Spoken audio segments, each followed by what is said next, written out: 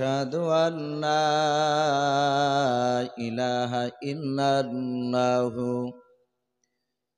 وحده لا شريك له لا جد له ولا ند له ولا مثل له ونشهد أن سيدنا وسندنا وحبيبنا وحبيب ربنا وطبيبنا وطبيب قلوبنا ومولانا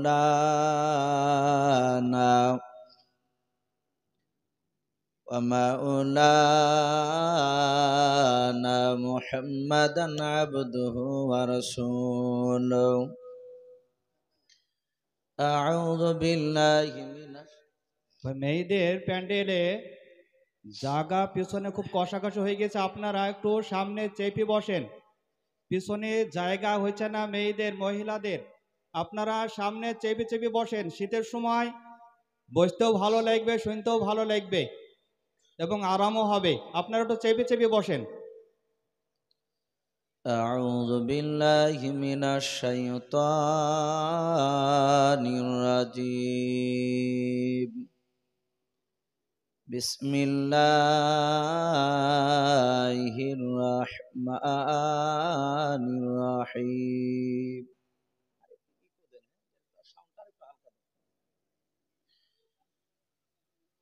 إذ قال يوسف لأبيه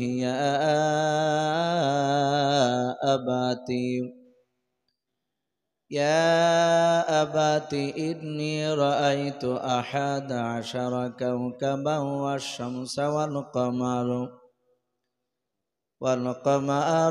رأيتهم لي ساجدين وقال الله تبارك وتعالى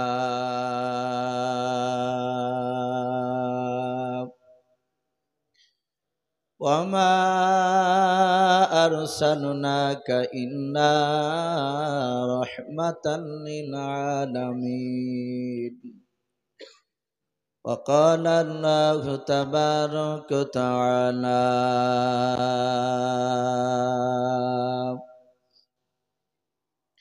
وعن أبي هريرة قال النبي صلى الله تعالى عليه وسلم أترك سنة لحبيبي لهؤلاء الحمقاء أو كما قال عليه الصلاة والتسليم وعن أبي هريرة قال النبي صلى الله تعالى عليه وسلم من تمسك بسنتي عند فساد أمتي فله أجر 100 شهيد أو كما قال عليه الصلاة والتسليم إن الله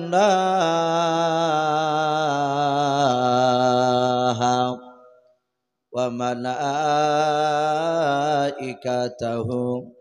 يصلون على النبي يا أيها الذين آمنوا صلوا عليه وسلموا تسليما محبت شبه درود إبراهيم پڑھنا اللهم صل على محمد وعلى آل محمد كما صليت على إبراهيم وعلى آل إبراهيم إنك حميد مجيد اللهم بارك على محمد وعلى آل محمد كما باركت على إبراهيم وعلى آل إبراهيم إنك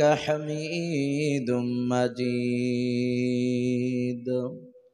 صلى الله تعالى আলাইহি ওয়াসাল্লাম। কে আসনা বলে এই পৃথিবী হলো উজালা,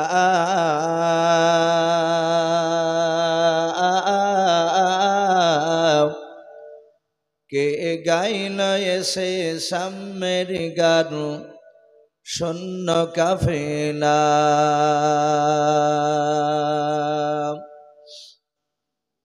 কে আসনা বলে এই পৃথিবী হলো উজালা,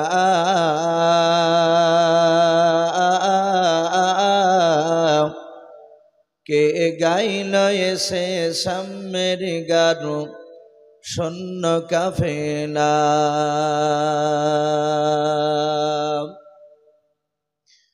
ও হাশমে মাকি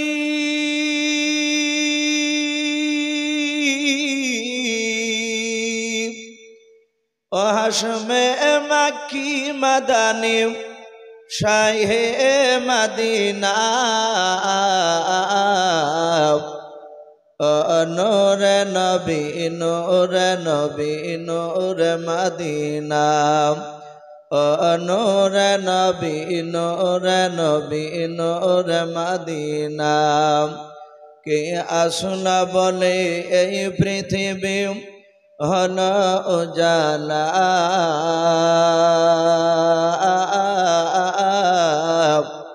কে গাইল এসে সাম্যের গান শূন্য কাফেলা।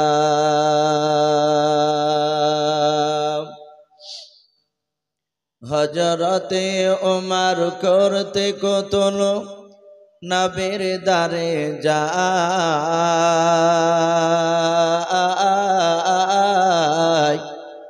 আর নূরানী তার চেহারা দেখে ওমর ফেদা হয়ে যায়। একটু মহব্বতে বলুন সুবহানাল্লাহ। হযরতে ওমর করতে কতল নবীর দারে যায়,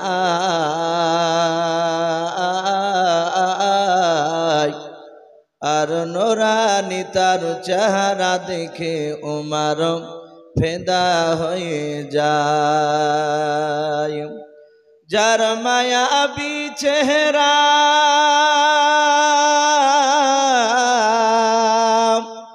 যার মায়াবী চেহারা দেখে ওমর হয়ে যায় নবীর দিবানা,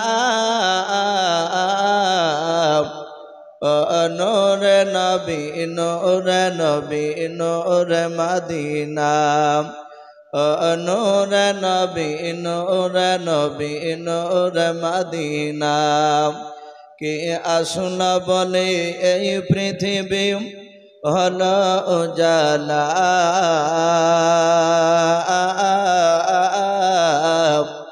কে গাইল এসে সাম্যের গান শূন্য কাফেলা। ভাই সবাই আমরা প্রাণ ভরে মহব্বতে উৎসাহ আজে আর একবার দুরূদ ইব্রাহিমটা বাবজি পড়ে নি। আল্লাহুম্মা সাল্লি আলা মুহাম্মাদি ওয়া আলা আলি মুহাম্মাদ কামা সাল্লাইতা আলা ইব্রাহিম ওয়া আলা আলি ইব্রাহিম ইন্নাকা হামিদুম মাজিদ। আল্লাহুম্মা বারিক আলা মুহাম্মাদি ওয়া আলা আলি মুহাম্মাদ কামা বারাকতা আলা ইব্রাহিম ওয়া আলা আলি ইব্রাহিম ইন্নাকা হামিদুম মাজিদ। সাল্লাল্লাহু তাআলা আলাইহি ওয়াসাল্লাম। শ্রদ্ধেয় জনাব, আজকের জালসা নির্বাচিত মনোনীত যোগ্যতম সভাপতি মহাশয় ও সম্মানিত আমন্ত্রিত ওলামে কেরাম ও আমার সম্মুখের শ্রদ্ধেয় বয়োজ্যেষ্ঠ বাবা জীবনেরা, আমার সমবয়স্ক ও সমজস্ব যুবক ভাইয়েরা, পর্দার আড়ালের মা বোনেরা ও আমার সম্মুখের কচি কচি স্নেহের বাচ্চারা, সকলকে জানাই আমার বুক ভরা ভালোবাসা সালাম। আসসালামু আলাইকুম ওয়া রাহমাতুল্লাহি ওয়া বারাকাতুহু। ভাই, যেভাবে উত্তর হওয়া দরকার সেভাবে বাবজি আমি উত্তর পাইনি।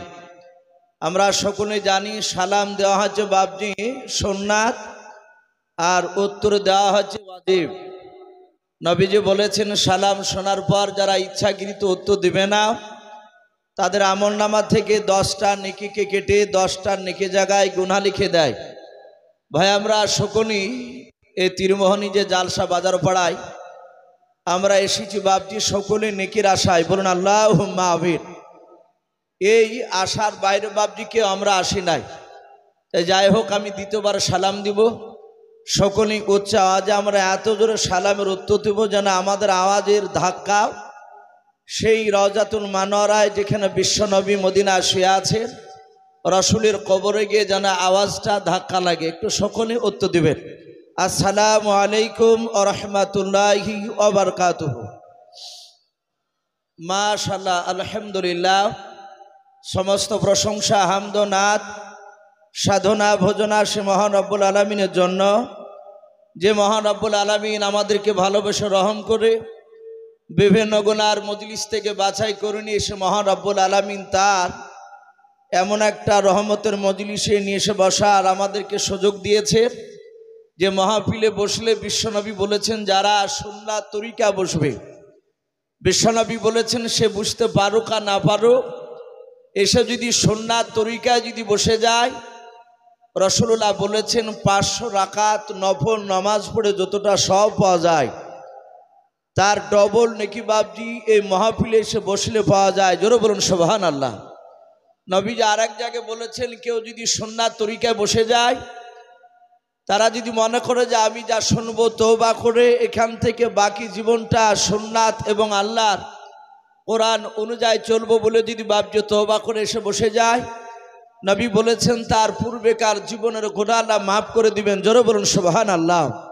তো ভাই, সেই রহমতের মজলিসে আমাদেরকে নিয়ে এসে বসার সুযোগ করে দিয়েছেন, তাই রব্বুল আলামিনের দরবারে শুকরিয়া স্বরূপ আদায় করে বলুন আলহামদুলিল্লাহ।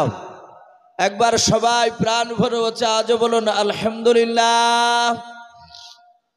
তারপরে পরে আপনার আমার নবী, যিনি ধর্মের গুরু বিশ্ববরণ্য নেতা, নবীকুলের শিরোমণি পয়গম্বর আযম, যিনি সাইয়্যিদুল মুরসালিন ও খাতামান নবিয়্যিন, যিনি হাবিবে কিবরিয়া আশরাফুল আম্বিয়া, যিনি হায়াতুন নবী জিন্দা নবী জনাবে মুহাম্মদ রাসূলুল্লাহ সাল্লাল্লাহু তাআলা আলাইহি ওয়াসাল্লামের উপরে অগণিত দুরূদ ও সালাম বর্ষিত হোক, বলুন আল্লাহুম্মা আমিন। সম্মানিত ভাই আমার বাবাজি বোনেরা, যারা আমরা বাড়ি থেকে বাপজি উদ্দেশ্য নিয়ে বেরিয়ে এসেছি যে আজ তীরমোহনী বাজার পাড়ায় এসে আমরা জালসা শুনবো ইনশাল্লাহ, এই আশা নিয়ে বাপজি যারা চলে এসেছেন, এখনও বাপজি যারা ভিতরে বসতে পারেননি, আমি অনেক বাপজি ভাইকে দেখছি সাইডে দাঁড়িয়ে আছেন। শোনা, আমি আপনাদেরকে অনুরোধ করবো ওইভাবে দাঁড়িয়ে না থেকে আমরা একটু সুন্নাত তরিকায় ভাই একটু জমে বসে যায়।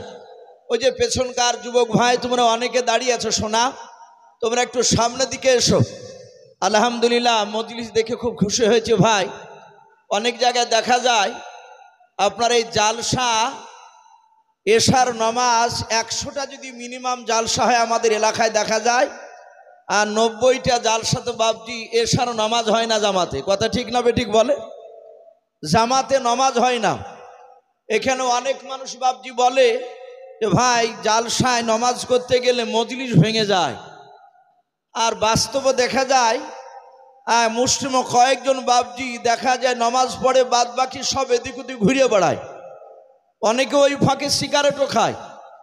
আলহামদুলিল্লাহ, এখানে এশার নামাজের পরেও এই যে ভাঙা মজলিস এত সুন্দরভাবে জমে গিয়েছে, আমরা আর একবার শুকরিয়া স্বরূপ আদায় করে বলুন আলহামদুলিল্লাহ। তা ভাই যারা দাঁড়িয়ে আছেন ভাই, আমি হাতে পায়ে ধরে বলি ভাই, আমরা সারা জীবন গুনাহ করে আসছি, এটা আদায়ের জালসা না, এটা শুনানি জালসা। আমরা সকলেই জানি প্রতিটা বক্তা তাদের টাইম ভর বক্তব্য রাখবেন, কেউ বাপজি আদায়ের কথা আশা করে আজকে বলবে না। তাই ভাই অনুরোধ করবো আমরা একটা সুন্নাত জিন্দা করে নিই। নবী বলেছেন এমন একটা সময় আসবে, সেই সময় আমার উম্মাতিরা তারা যদি একটা সুন্নাতকে জিন্দা করে, আমি হাদিসটা পড়েছি, নবী বলেছেন সে একটা সুন্নাত জিন্দা করলে তার আমলনামায় 100টা শহীদের সব লিখে দেওয়া হয়। বলুন সুবহানাল্লাহ। আমরা কমসে কম বাপজি একটা সুন্নাত জিন্দা করে নিই। ভাই এগিয়ে আসো, ওই যে পেছনকার ভাই, আমি আপনাদেরকে বলছি অনেকে প্যান্টে হাত ভরে দাঁড়িয়ে আছো, ভাই একটু জমে বসে যায়। যদি হিন্দু ভাইও থাকেন আমি অনুরোধ করব ভাই দাঁড়িয়ে না থেকে একটু ভিতরে বসে যান, আমরা মজলিসের সুন্নাতটা আমরা বজায় রাখি ইনশাআল্লাহ। তো ভাই যাই হোক, আমি আপনাদের কাছে আর অন্যদিকে কথা আলোচনা করব না। আপনারা প্রায় জানেন আমাকে রাত্রি প্রায় জালসাতে 12টার পর দেয়। আমাকে যিনি দাওয়াত করেছেন এখানকার সেলিম ভাই, উনি বলেছেন ইসু ভাই 12টার পর মানুষ আপনাকে দেয়, মানুষ শান্তি করে ওয়াজ শুনতে পায় না। তা আশা করছি আপনাকে আমরা অত রাত্রি করব না, মিডিলে দিব। যাক, এশার নামাজের পর দিব বলেছিলেন, যেদিন দাওয়াত করেছিলেন সেদিন থেকে কথা হচ্ছে। কিছুদিন আগে বললেন যে ভাই আপনাকে একটা বিষয় আমাদের বাজার কমিটির লোক প্রায় লোক বলছে, আবার আসার পর ওই কথাই বললেন। আপনারা জানেন আমাকে প্রায় জায়গায় আমাকে নবীর সাহাবাদের ঘটনা বলতে বলে, প্রায় জায়গাতে। আমি যে ব্যক্তিগত কথা বলবো বলে ইসু ভাই না, আপনাকে যেটা বলতে বলছি সেটা বলবেন। আজ এখান থেকে বাপজি বিষয় ভাগ করে দিয়েছেন। কোরআন শরীফে আমরা জানি 25টা নবী রসুলের নাম আছে, বলুন আলহামদুলিল্লাহ। কটা বললাম বাপ? 25টা নবী রসুল। তার মধ্যে থেকে মহান রব্বুল আলামিন রসুল বলছেন এমন একজন নবী, যেই নবীর ঘটনা বাপজি কোরআন শরীফে বিস্তারিত দেওয়া আছে। বাদ বাকি 24টা নবীর, ওই নবী বাদ দিয়ে অন্য 24টা নবী রসুলের বিস্তারিত বাপজি জীবনী ওই কোরআন শরীফে সম্পূর্ণভাবে দেওয়া নেই। কোন কোন নবীর বাপজি আংশিক চরিত্র বাপজি তুলে ধরা হয়েছে। আশা করি বুঝতে পেরেছেন আমি কোন নবীর কথা বলতে চাইছি। সভাপতি সাহেবকে বারবার করে অনুরোধ করেছেন যেন ইউসুফ ভাইকে ওই ইউসুফ নবী আলাইহিস সালামের যেন কথা বলতে দেওয়া হয়। এই যে গোটা কোরআন শরীফে বাপজি অত বড় একটা লম্বা নবীর ঘটনা, এর পিছনে কারণ নাই ভাই? একটু কথা বলে, অবশ্যই কারণ আছে।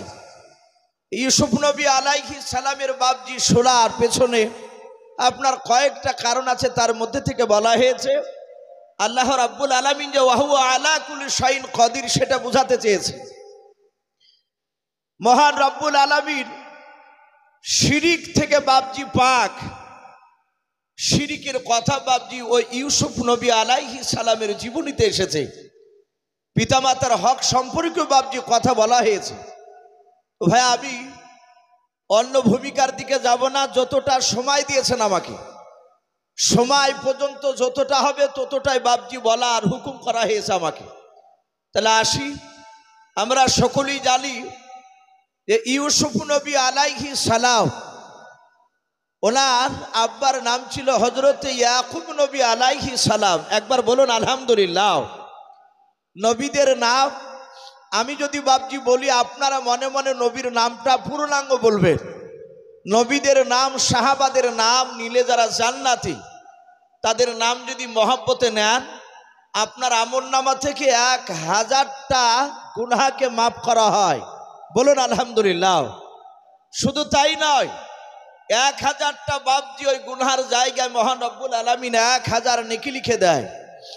নবীদের নাম মহব্বতে যদি বাপজি নেওয়া হয়, তাহলে আমরা শুনলাম হযরত ইয়াকুব নবী আলাইহিস সালাম। এই ইয়াকুব নবী আলাইহিস সালাম তার জীবনীতে বাপজি এসেছে। আমরা অনেকে বাপজি হয়তো ঘটনা খুলে হয়তো বলতে চাইলাম, আমরা বলি যে ইয়াকুব নবী, আমরা সকলেই জানি যে বলি যে দুটো স্ত্রী। হযরত ইয়াকুব নবী আলাইহিস সালামের আপনার দুটো স্ত্রী কথা তাফসীরে পাওয়া যায়, কিন্তু আর একটা বাপজি বিবির কথা বলা হয়েছে। ইউসুফ নবী আলাইহিস সালামের জামানায় বাপজি সেই সময় যাই ছিল বাদীদের সাথে বিবির মতো বাপজি আপনার ব্যবহার করা। বলুন আলহামদুলিল্লাহ। যেমন আমরা সকলেই জানি আপনার আমার রাসূল সাল্লাল্লাহু তাআলা আলাইহি ওয়াসাল্লামের টোটাল বাপজি 11টা স্ত্রী ছিল। এটা আমরা জানি না ভাই? কথা বলে 11টা স্ত্রী। তার মধ্যে বাপজি রাসূল সাল্লাল্লাহু তাআলা আলাইহি ওয়াসাল্লামের বাপজি 9টা ছিল বাপজি বিবাহিতা স্ত্রী, আর 2টো ছিল বাপজি দাসী। দিয়ে টোটাল কটা হলো? 11টা। রসুলের জামানায় বাদীর সাথে ব্যবহার করা বাবজি জায়েজ ছিল। স্ত্রীর সাথে যেরকম ব্যবহার করবে ওই রকম বাবজি সেই সময়তেও জায়েজ ছিল। পরে বাবজি সেটা মানসুখ হয়েছে, সেটা নিষেধ হয়ে গিয়েছে। তো যাই হোক, ইয়াকুব নবী আলাইহিস সালামের যে বাবজি প্রথমকার যে স্ত্রী, তার সন্তান ছিল বাবজি 6টা। বলুন আলহামদুলিল্লাহ। কটা বললাম? 6টা। আর আরেকটা বাদী ছিল ইয়াকুব নবী আলাইহিস সালামের স্ত্রী, ওই বাদীর বাবজি সন্তান ছিল 4টা। তাহলে 6 আর 4 কত হচ্ছে? 10টা। তাহলে হজরতে ইয়াকুব নবী আলাইহিস সালামের এই 2 স্ত্রীর মিলে বাবজি সন্তান ছিল 10টা। আর আরেকটা বাবজি স্ত্রী ছিল সন্তান 2টো, যাকে বিনয়ামিন বলে বাবজি আমরা অনেকে জানি, আমরা বলি বনিয়ামিন। আর আরেকটা ভাই ছিল হজরত ইউসুফ নবী আলাইহিস সালাম। তাহলে ইউসুফ নবীরা বাবজি 1 মায়ের 2 ভাই, আর ইউসুফ নবীর বাবজি 2 মায়ের ছেলে ছিল টোটাল 10টা। এরা টোটাল ভাই ছিল বাবজি আপনার 12টা। হজরতে আমরা জানি ইয়াকুব নবী আলাইহিস সালাম তার 12টা সন্তানের মধ্যে থেকে 11টা সন্তান ইয়াকুব নবী আলাইহিস সালামের কাছে ছিল, আর একটা সন্তান ইয়াকুব নবীর কাছ থেকে অনেক দূরে সরে দিয়েছিলেন আল্লাহ। এরও পিছনে বাবজি কয়েকটা কারণ দেওয়া আছে। তার মধ্যে থেকে একটা কারণ বলা হয়েছে, একটি কিতাবের নাম আপনার বলা হয়েছে হায়াতুস সাহাবা বলে একজন আল্লাহর ওলি, বিখ্যাত ওলামে দেওবন্দের একজন বিখ্যাত বুজুর্গ। উনি ওই কিতাবটিতে বাবজি একটা কারণ তুলে ধরেছেন যে ইয়াকুব নবী আলাইহিস সালাম তার সন্তান ইউসুফ নবীর বয়স ছিল তখন মাত্র 5 কি 6 বছর, একেবারে বাচ্চা। কিতাবে আরো লিখছে ইউসুফ নবী আপনার জামানায় মানুষ বয়স পেত 200-250 বছর। বলুন আলহামদুলিল্লাহ। তাহলে সেই তুলনামূলক ইউসুফ নবীর 4 বছর মানে একেবারে বাচ্চা। ইউসুফ নবী শুয়ে আছে, ইয়াকুব নবী আলাইহিস সালাম উনি রাত্রিবেলায় নফল ইবাদত করছিলেন। বর্তমান কিছু মনে করবেন না ভাই, আমাদের এলাকায় মসজিদে দেখতে পাওয়া যাচ্ছে মুসল্লিকে, যারা নামাজ পড়ে বেশিরভাগ নামাজি মুসল্লিকে দেখা যায় ফরজ পড়ার পরে 3 শ্রেণীর মুসল্লি দেখতে পাওয়া যায় মসজিদে। প্রথম শ্রেণী দেখা যায় কিছু মানুষ, তারা ফরজ নামাজ পড়িয়ে আপনার বেরিয়ে সোজা চলে যায়। আমি গত সপ্তাহে আপনার, আজকে কি বার হচ্ছে ভাই? রবিবার। গত শুক্রবার তার আগা শুক্রবার আমি দক্ষিণ দিনাজপুরে ছিলাম। গঙ্গারামপুর, যেহেতু ইউটিউব হচ্ছে হয়তো ওখানকার মানুষও বাবজি লাইভে দেখতে পারে। ওখানে একটি জালসাই বাবজি আপনার একটা গ্রামে, গঙ্গারামপুর থেকে প্রায় 7-8 কিলোমিটার ভিতরে, একই স্টেজে বাবজি 3 দিন নবী জীবনী করলাম। একই স্টেজে প্রতিদিন 2.5 ঘন্টা কেন বক্তব্য। তো ওখানে বাবজি একদিন জুম্মা পড়েছিল আমার। আমি জুম্মা পড়ার পরে দেখলাম মসজিদে প্রায় মোটামুটি মুসল্লি 200-র কাছাকাছি হবে, বড় মসজিদ। নমাজ যাহাতে ইমাম সাহেব বাবজি সালাম ফেরা হয়ে গেল, দেখলাম গোটা 4 লোক বসে আছে। ইমাম, আমি একজন মৌলানা, আর গোটা 3-4 লোক মুসল্লি। বাদ বাকি সব হুড় করে বেড়ে টুপিটাকে মাথা থেকে বের করে পকেটে ভরে চলে গেল।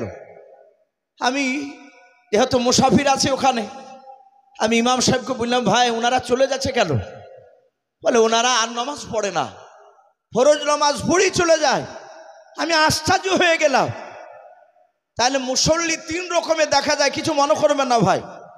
1 শ্রেণী ফরজ নামাজ পড়ে আমাদের এলাকারও দেখা যায় কিছু মুসল্লি বেড়ে চলে যায়, সুন্নাত নফল তো পড়ে না, সুন্নাত তো পড়ে না।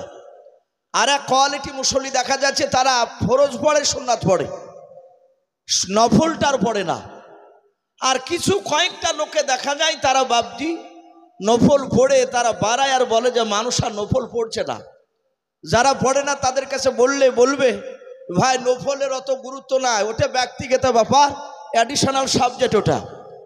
এখন তো প্রায় মানুষ জেনারেল শিক্ষিত, কোনটা কম্পালসারি কোনটা অ্যাডিশনাল এগুলো বাবজি সব প্রায় ছেলে জানে। অনেকে বাবজি এ সাধারণ মানুষকে চেনা মুশকিল। সে জীবনে কলম ধরতে জানে না, অথচ ইংলিশে গালি দিচ্ছে ডিমন, শয়তান তাই বলছে তাকে।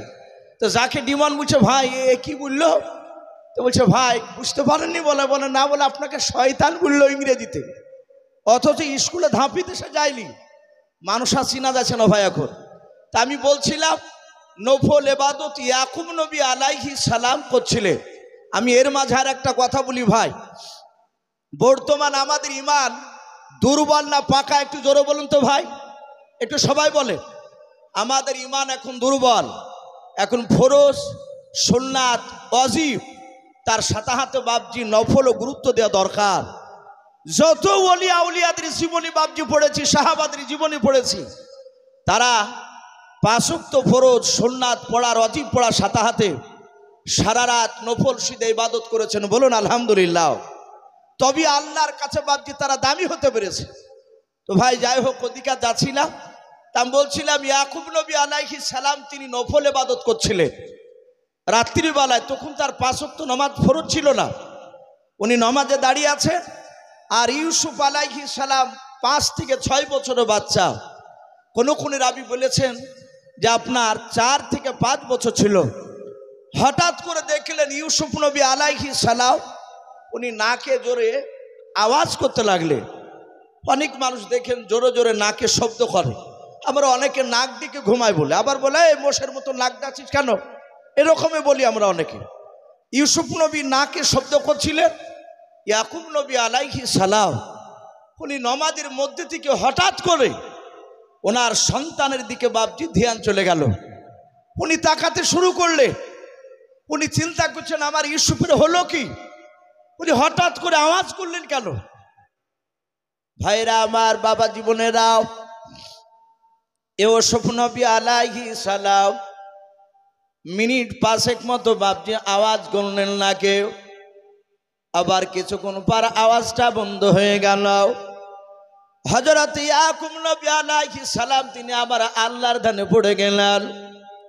আবার কিছুক্ষণ পর হযরত ইউসুফ নবী আলাইহিস সালাম উনি নাকে বাপজি আওয়াজ করতে লাগলেন। হযরত ইয়াকুব নবী আলাইহিস সালাম সালাম তো কোনো ফেরান নাই। উনি আবার ওই নামাজের মধ্যে নিজের ছেলে ইউসুফ নবী আলাইহিস সালামের দিকে তাকাতে লাগলেন। আমার আল্লাহ ডাক দিয়া বলেন, ইয়াকুব নবী পয়গম্বর আলাইহিস সালাম তুমি সারা পৃথিবীর চেয়ে আমাকে বেশি ভালোবাসতাও। ওরে আমার ইয়াকুব নবী শুনে নাও, নামাজের মধ্যে নামাজ কমপ্লিট না করে তুমি আমার দিক থেকে তোমার সন্তানের দিকে তুমি তাকাইলা। ইয়াকুব, তুমি আমার দিক থেকে তোমার সন্তানের দিকে তুমি তাকালে, আমার মহব্বত কিছু তোমার সন্তানের দিকে দিয়ে দিয়েছো। যেই চোখ দিয়ে তোমার সন্তানকে দেখছো, এই সন্তানকে আমি তোমার চোখের আড়াল করে দেব। আল্লামা কামালউদ্দিন দামিরি কিংবা দিমিয়ারি রহমাতুল্লাহ আলাইহি হায়াতুস সাহাবা বলে নয়, হায়াতুল হাইওয়ান বলে কেতাব দিতে একটা কারণ বাপজি তিনি তুলে ধরেছে। সম্মানিত ভাইরা আমার, বাবা জীবনেরা, যাই হোক এইভাবে বেশ কয়েকটা কারণের কথা বলা হয়েছে। হযরত ইউসুফ নবী আলাইহিস সালাম উনি আস্তে আস্তে আস্তে বাপজি 10 বছর হয়েছে, কেউ বলেছেন 12 বছর। ইউসুফ নবী আলাইহিস সালাম রাত্রিবেলা বিছানায় শুয়ে আছে। রাত্রিবেলা শুয়ে শুয়ে বাপজি স্বপ্ন দেখছিলেন। এখানে আমরা প্রায় বাপজি ভাই যারা আছি, আমরা প্রায় বাপজি রাত্রিবেলায় অনেকে স্বপ্ন দেখি, অনেকে স্বপ্ন দেখি। কেউ স্বপ্নে উড়িয়ে বেড়ায়, কেউ স্বপ্নে বাপজি কেউ তাড়া করছে, দূরে চলে যাচ্ছে কিন্তু পালাতে পারছে না। অনেকেই বলে স্বপ্নে মানুষকে তাড়া করলে সে পালাতে পারে না। স্বপ্ন অনেক রকমের হয়। স্বপ্ন 3 রকমের বলা হয়েছে। 1 রকমের স্বপ্ন সত্য হয়, আর 2 রকমের স্বপ্ন বাপজি শয়তানে দেখায়।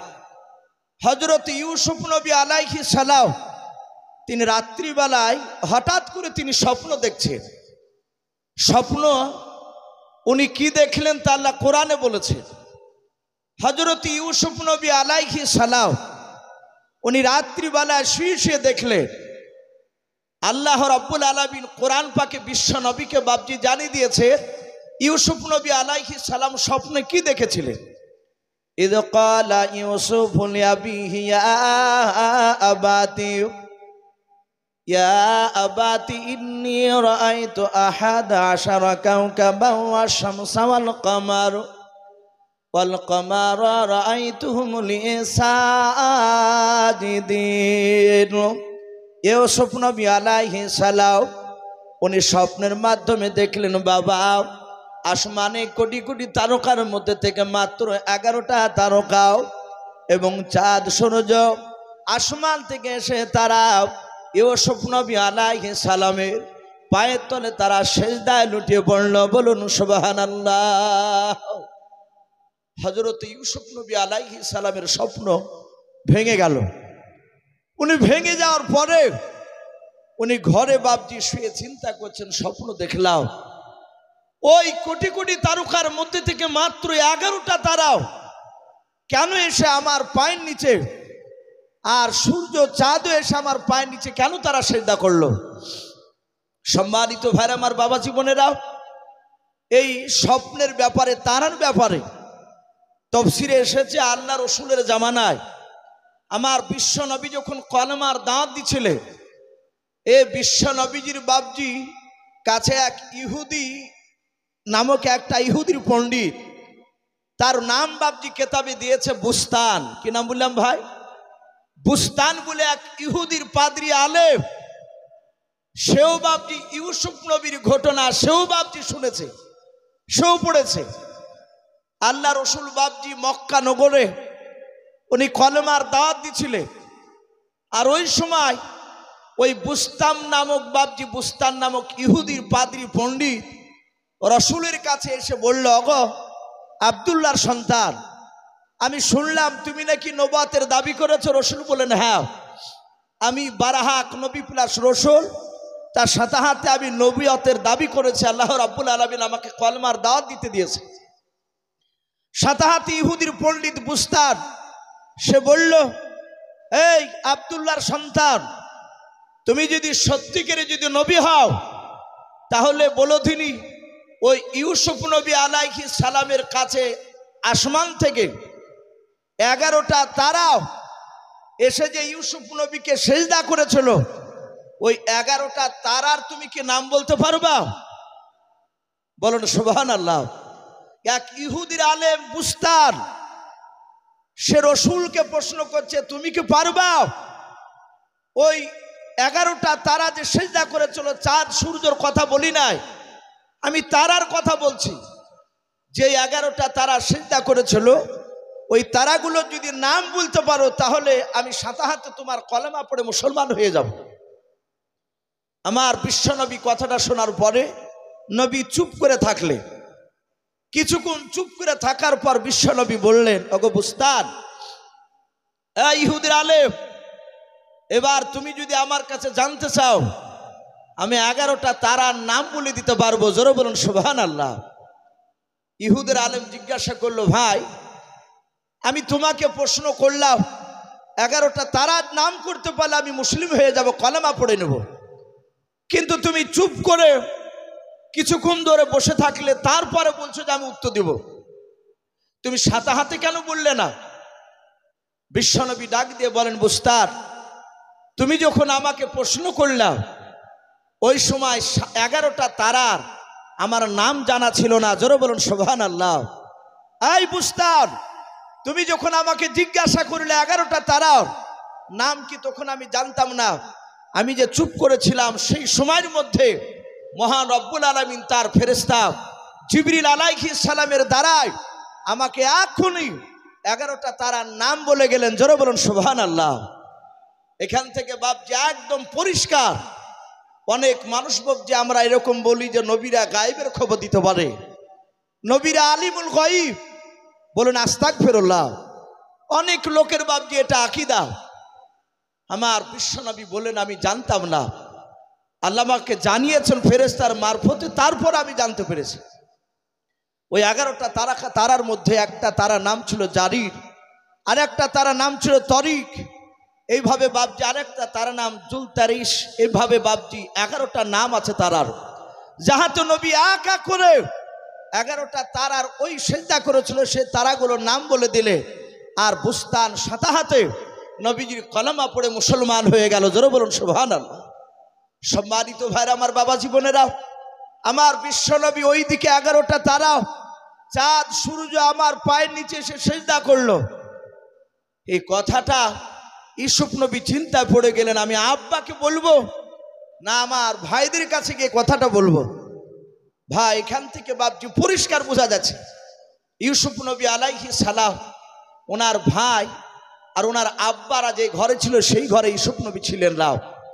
কারণ ইউসুফ নবী চিন্তা করছেন, আমি আব্বাকে বলবো না আমি আমার এই স্বপ্নের কথাটা প্রথমে ভাইদের কাছে গিয়ে বলবো, না ভাইকে না বলে আমি আব্বার কাছে বলবো। যদি ওনারা এক ঘরে থাকতেন তাহলে ওখানেই তো বাপজি স্বপ্ন দেখার পরপরই ঘুম ভাঙার পর হয় আব্বার ঘরে থাকলে বলতেন, আব্বা আমি এক্ষুনি স্বপ্ন দেখলাম।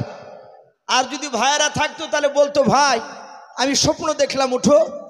এ কথা বলতেন কি বলতেন না? কথা বলো। তাহলে কথা ইউসুফ নবীর ভঙ্গিমায় বোঝা যাচ্ছে ইউসুফ নবীর ভাইয়েরা ছিল আলাদা ঘরে, ইউসুফ নবী ছিলেন বাপজি আলাদা ঘরে। এখান থেকে বাপজি মুফাসিনে কেরাম বলেন, আমার বিশ্বনবী বলেছে, আর নবীর কথায় তো মুফাসিনে কেরামরা বাপজি আলোচনা করেছে, সন্তান 10 বছর 12 বছর হয়ে গেলে সেই সন্তানের বিছনা বাপজি আলাদা করা লাগবে। বলুন আলহামদুলিল্লাহ। বাপ মার বিছনা থেকে বাপজি আলাদা করা লাগবে। আপনার অন্য ছেলেরা যদি বড় হয়ে যায়, 2 ছেলে বাপজি বড় হয়েছে, এক ঘরে শুয়ে থাকা ঠিক হবে না, তাদেরও বাপজি বিছনা আলাদা করা লাগবে। হযরত ইউসুফ নবী আলাইহিস সালাম উনি স্বপ্ন দেখার পর চিন্তা করলেন, আমি ভাইদের কাছে যাব না, আমি আব্বার কাছে গিয়ে বলবো। কারণ আমি দেখেছি আমার আব্বা জানের কাছে এলাকার মানুষেরা স্বপ্ন দেখার পর সকালবেলা এসে স্বপ্নের মানে জেনে যেত। তাফসীরে লিখছে, ইয়াকুব নবী আলাইহিস সালাম ইউসুফ নবীর বাপ যে নয়, উনি স্বপ্নের ব্যাখ্যা করতে পারতেন, উনি স্বপ্নের তাবির মানে করতে পারতেন। তাই ইউসুফ নবী সকালবেলা বিছানা থেকে উঠি সোজা ওর ভাইদের ঘরের দিকে না গিয়ে সোজা ইয়াকুব নবীর ঘরের দিকে বাপজি চলে যাচ্ছে। হযরত ইউসুফের যে বাপজি 10টা আরো ভাই ছিল, তার মধ্যে থেকে বাপজি আপনার সুমন বলে যে বাপজি একটা ভাই, কোন মুফাসসিরিন কেরাম শামউন বলেছেন ওই সুমনের নামটাই। উনি দেখলেন আমার ভাই প্রতিদিন বিছানা থেকে উঠে আমাদেরই ঘরে আসে, আর আজ আমার ভাই ইউসুফ আমাদের ঘরের দিকে না এসে সোজা আব্বার ঘরের দিকে কেন দৌড়ে যাচ্ছে। হযরতে সুমন ইউসুফের বাপজি তার ভঙ্গিমা, তার চাউনি দেখে বুঝতে পেরেছেন আমার ভাই ইউসুফ হয়তো কোনো ইমার্জেন্সি কথা আমার আব্বার কাছে আলোচনা করবে। হযরতে সুমন ইউসুফ নবীর ভাই, উনি পেছন পেছন বাপজি পায়ে এমন ভাবে শব্দ জানেন আওয়াজ ইউসুফের কানে না পৌঁছায়, আস্তে আস্তে পা টিপে টিপে ফেলে হযরত ইয়াকুব নবী যে ঘরে ছিলেন ওই ঘরে যে কোনো একটা পাঁচিলের দেওয়ালের বাপজি আপনার কোলে লাগিয়ে কান লাগিয়ে বাপজি কথাগুলো শুনতে লাগলে। দেখে দিনে আমার ইউসুফ ভাই আব্বার কাছে কি আলোচনা করে। হযরত ইউসুফ নবী ঘরের দরজায় প্রবেশ করার পরই ইয়াকুব নবী বলেন, ওগো বাবা ইউসুফ, কি ব্যাপার তুমি আমারই ঘরে আসলে কেন বলো। হযরত ইউসুফ নবী বলেন, আব্বা আমি রাত্রিবেলায় অতি আশ্চর্য একটা স্বপ্ন দেখেছি। হযরত ইয়াকুব নবী আলাইহিস সালাম ডাক দিয়ে বলেছিল, রে আমার বাবা ইউসুফ, বলো তুমি এমন কি স্বপ্ন দেখেছো, তাড়াতাড়ি তুমি বলে দাও। ইউসুফ নবী আলাইহিস সালাম তিনি বলেন, আব্বা আমি স্বপ্ন দেখলাম ওই আসমানে কোটি কোটি তারকার মধ্যে থেকে মাত্র 11টা তারকা এবং চাঁদ সূর্য তারা আসমান থেকে নেমে এসে আমার পায়ের নিচে তারা সিজদা করলাম। হযরত ইয়াকুব নবী আলাইহিস সালাম ইউসুফ নবী আলাইহিস সালামের বাপ যে স্বপ্ন শোনার পর ইয়াকুব নবী আলাইহিস সালাম তিনি মুচকে মুচকে হাসতেছেন। ইউসুফ নবী আলাইহিস সালাম বলেন, আব্বা আপনি স্বপ্নের তাবিরটা মানেটা করে দেন, স্বপ্নের তাবির করে দেন। ইয়াকুব নবী আলাইহিস সালাম বলেন, বাবা আমি স্বপ্নের ব্যাখ্যা করে দিব রে বাবা। দেখো ঘরের বাইরে কাউকে দেখতে পাওয়া যায় কিনা। হযরত ইউসুফ আলাইহিস সালাম পেছন ঘুরে বাপজি ঘরের বাইরে বেরিয়ে ডান দিকে বাম দিকে বাপজি তাকালে। ছোট ছেলে অত গুরুত্ব দিলেন না, এসে বলেন, আব্বা কাউকে তো দেখা যাচ্ছে না। বলে, কাউকে দেখা যাচ্ছে না? বলে না। আব্বা আপনি বলুন এই স্বপ্নের মানেটা একটু করে দেন। ইয়াকুব নবী আলাইহিস সালাম বললেন, বাবা আমি তোমাকে স্বপ্নের মানেটা করে দিব, কিন্তু এই স্বপ্নের কথা খবরদার তুমি কাউকে বলবে না। বলুন আলহামদুলিল্লাহ। এখান থেকে বাপজি নবীরা গায়বের খবর জানে না, এটাও বাপজি প্রমাণ পাওয়া যায়। হযরতে নবীরা যদি বাপজি রাসূলরা যদি অদৃশ্যের খবর যদি দিতে পারতেন, তাহলে ইয়াকুব নবী বলতেন, ওগো আমার ছেলে ইউসুফ, দেখো আমার ঘরের অমুক দেওয়ালের পেছনে আমার আরেকটা ছেলে সমন বলে সে দাঁড়িয়ে আছে। কি কথা বলতেন না? অথচ ইয়াকুব নবী আলাইহিস সালাম উনিও জানতে পারলেন না। আর যারা আল্লাহর কথা শুনে বাপজি বলে তাদেরকে গায়েব বলা হয় না। এই যে আমি আপনাদের কাছে আলোচনা করছি ভাই, এমন কিছু কথা আমি যেটা আপনাদের সামনে আলোচনা করছি আপনারা হয়তো কারো মুখে শোনেন নাই, তাহলে এটাও তো বাপজি তাহলে গায়েব আপনাকে ভাবতে হবে। তাহলে আপনাদের বিশ্বাস করতে হবে তাহলে ইউসুফও মনে হয় গায়েবের খবর জানে। বলুন আস্তাগফিরুল্লাহ। কারণ আমি তো গায়েবের খবর জানি না, আমিও তো বাপজি একজনের কাছ থেকে জেনে বলছি। অনুরূপভাবে আমার নবীরাও আল্লাহর কাছ থেকে জেনে বাপজি ওই অদৃশ্যের কথাগুলো বলতেন। বলুন আলহামদুলিল্লাহ। ওটাকে আলিমুল গায়ব বলে না। হযরত ইয়াকুব নবী আলাইহিস সালাম উনি ওই জায়গাতে বাপজি দাঁড়িয়ে বললেন, ক্বালা ইয়া বুনাইয়া, ওগো আমার কলিজা টুকরা সন্তান শুনে নাও, লা তাকসুস রুয়াকা, খবরদার তোমার স্বপ্নের কথা কাউর সামনে আলোচনা করবা না, বলবা না। আলা ইখওয়াতিকা, এমনকি তোমার ভাইদের সামনে আলোচনা করবা না। হযরত ইউসুফ নবী আলাইহিস সালাম সঙ্গে সঙ্গে বাপজি কথাটাকে কাজ করে ডাক দিয়ে বলেন, আব্বা আপনি বলেন আলা ইখওয়াতিকা, খবরদার ইউসুফ বেটা শুনে নাও, তোমার ভাই এও ভাইদের সামনে আলোচনা করবা নাও। ইউসুফ নবী বলেন, আব্বা আমাদের মা দুটো, কিন্তু আব্বা তো আপনি আমাদের একজনই। ওগো আব্বা আপনি কেন ভাইদের সামনে কথাটা বলতে বারণ করলেন? ইয়াকুব নবী আলাইহিস সালাম বললেন, ফায়াকিদু লাকা কাইদা, ওগো আমার ছেলে ইউসুফ চক্রান্তকারী তো চক্রান্ত করবে।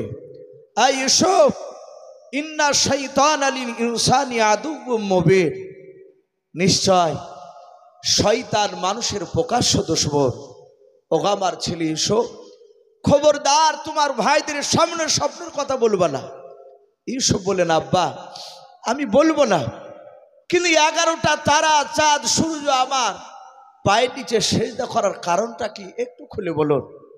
ইয়াকুব নবী আলাইহিস সালাম বললেন, বাবা তোমরা টোটাল ভাই কটা? বলে আমরা টোটাল ভাই হচ্ছে 12টা। ইউসুফ তোমাকে বাদ দিলে কটা থাকে? বলে আমাকে বাদ দিলে 11টা। বলে আসমান থেকে তারা কটা এসেছিল? বলে 11টা। ইউসুফ 11টা তারা মানে 11টা তোমার ভাইয়েরা তোমার আনুগত্য স্বীকার করবে। বলুন সুবহানাল্লাহ। ইউসুফ নবী বলেন, আব্বা তাহলে চাঁদ সূর্য ওরা আসলো এসে সেজদা করলো, ওর কারণটা কি? ইউসুফ নবীর কথা শুনে ইয়াকুব নবী মুচকি মুচকি হাসছেন আর বলছেন, বাবা চাঁদ হচ্ছে তোমার মা আর সূর্য হচ্ছে আমি তোমার আব্বা। ওগো আমার ছেলে ইউসুফ এমন একটা সময় হবে সেই দিনও তোমার আব্বা মা তোমার কথা অনুযায়ী চলতে বাধ্য হবে। বলুন আলহামদুলিল্লাহ। ইউসুফ নবী হাসছেন আর বলেন, আব্বা আমার ভাইয়েরা এবং আপনি আমার মা আমার কথা অনুযায়ী কেন চলবে? ইয়াকুব নবী বললেন, তোমার স্বপ্নের ব্যাখ্যায় পাওয়া যাচ্ছে মহান রব্বুল আলামিন তোমাকে সব ভাইদের চেয়ে উচ্চ সম্মানের অধিকারী করবেন। জোরে বলুন আলহামদুলিল্লাহ। এই উচ্চ সম্মানের অধিকারী এই মানুষদের মধ্যে থেকে একমাত্র বাপ যে আল্লাহর পরে নবী রাসূলরা, বলুন আলহামদুলিল্লাহ। নবী রাসূলের উপর দিয়ে বাপ যে আর পৃথিবীর কোনো মানুষের দাম আছে, মর্যাদা আছে, কথা বলে? হযরত ইউসুফ নবী আলাইহিস সালাম বলেন, আব্বা আমি কাউকে বলবো না। ইউসুফ নবী ঘর থেকে বেরোনোর আগে তার ভাই সুমন বাপজি অন্য সাইড হয়ে গেল, জানে ইউসুফ বুঝতেও জানে না পারে। ইউসুফ নবী আলাইহিস সালাম ওনার ভাইদের সাথে বাপজি দেখা করে উনি চলে গেলেন অন্য জায়গায়। সেই ফাঁকে বাপজি ইউসুফের সুমন বলে ভাইটা, তার বড় ভাই বাপজি একটা ভাই, কেউ বলেছেন ইয়াহুদ বড় ভাই ছিল, আবার কেউ বলেছে রুবেল বলে উনিও বড় ভাই ছিলেন। বেশিরভাগ জমহুর ওলামা তারা ইয়াহুদকে বড় বলেছে, আবার কিছু ওলামা বলেছে না ইয়াহুদ নয়, রুবেল ছিলেন বড় ভাই। যাই হোক, রুবেল কিংবা ইয়াহুদ এই দুই ভাইয়ের মধ্যে যেই ভাইটা বড় ভাই, তাকে ইউসুফ ডেকে বলেন, ওগো আমার ভাইয়েরা, ও বড় ভাই, আমরা যে এক মায়ের 10টা ভাই, একত্রিত হও। বলে কেন? বলে খুব গুরুত্বপূর্ণ কথা আলোচনা হবে। ইউসুফের বড় ভাই বাপজি তার ভাইদেরকে ডাক দিল, একত্রিত হলো। সুমন বলল, ভাই এখানে দেখো তুমি ইউসুফের ভাই ছোট ভাই বনিয়ামিন আছে কিনা। ওরা এদিক ওদিক তাকাতে কি করে বলল, ভাই কেউ নেই। হযরত ইউসুফ নবী আলাইহিস সালাম তার আরেকটা ভাই বলল, এখানে বনিয়ামিন বসে, ইউসুফের ছোট ভাই। সুমন বলল, ভাই ওকে রাখা হবে না, ওকে উঠিয়ে দাও, তারপরে আলোচনা করব। ইউসুফ যদি ছোট হয়, তার চেয়ে বাপজি প্রায় 3 বছরে আরো ছোট ইউসুফের ছোট ভাই বনিয়ামিন ওনার হাতখানা ধরে বলল, ভাই একটু চলে যাও, আমরা একটু কিছু কথা আলোচনা করব। উনি আর কথাটায় গুরুত্ব দিলেন না, একেবারে বাচ্চা। ইউসুফের বড় ভাই ডাক দিয়ে বলল, সুমন ভাই এমন কি গুরুত্বপূর্ণ কথা একটু খুলে বলো। ডাক দিয়ে বলল, আজ আমাদের ভাই ইউসুফ বিছানা থেকে উঠে আমাদের ঘরে আসে নাই। তার 9টা ভাই, সুমনের 9 ভাই বলল, আমাদের ঘরে তো আসেনি, প্রতিদিন আসে, আজ আসে নাই। বলে কোথায় গিয়েছিল জানো? বলে না, তা জানি না। সুমন বলল, ভাই ওই বিষয় নিয়ে আলোচনা হবে। বলে বলো। বলে আমি দেখলাম ভোরবেলায় বিছানা থেকে উঠে সোজা দেখলাম আব্বা ইয়াকুব নবীর ঘরে চলে গেল। যে ইয়াকুব নবী আব্বা আমার যেই ঘরে আছেন সে ঘরে ইউসুফ ভাই গিয়ে ইউসুফ ভাই স্বপ্নের কথা বলল।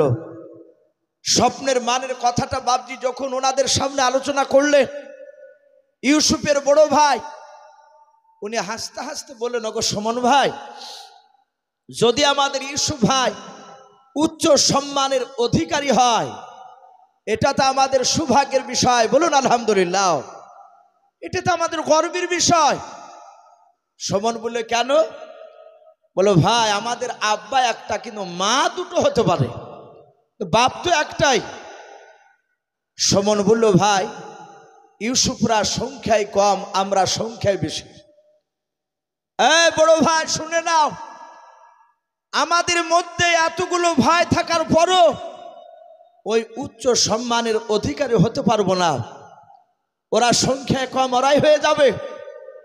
ভাই শুনে নাও, আমরা আর একটা দেখেছি এলাকায় প্রতিটা মানুষ আমাদের ছোট ভাই ইউসুফের প্রশংসা করে, আর আমাদের 10টা ভাইয়ের মধ্যে যে কোনো একটা ভাইয়ের বিরুদ্ধে প্রতিদিন আমার আব্বার কাছে বিচার নিয়ে যায়। আমাদেরকে মানুষ তো ভালোবাসে না।